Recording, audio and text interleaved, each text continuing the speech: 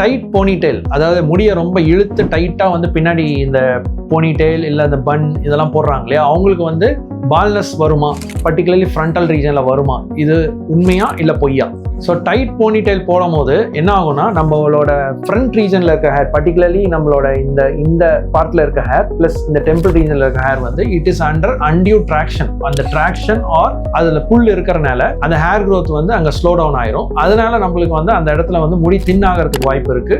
And அப்படியே continue பண்ணால் அந்த இடத்துல பால்னஸ் வரதுக்கு வாய்ப்பு இருக்கு. Once they stop using the tight ponytail, அந்த ஹேர் வந்து திருப்பி ரிவர்ஸ் ஆகிறதுக்கு there is high chance of getting reversed. So in the tight ponytail, not only in young females, it can happen in even children, and it can also happen in even men who wear ponytails which is very tight. It is not only related just only to the female patients.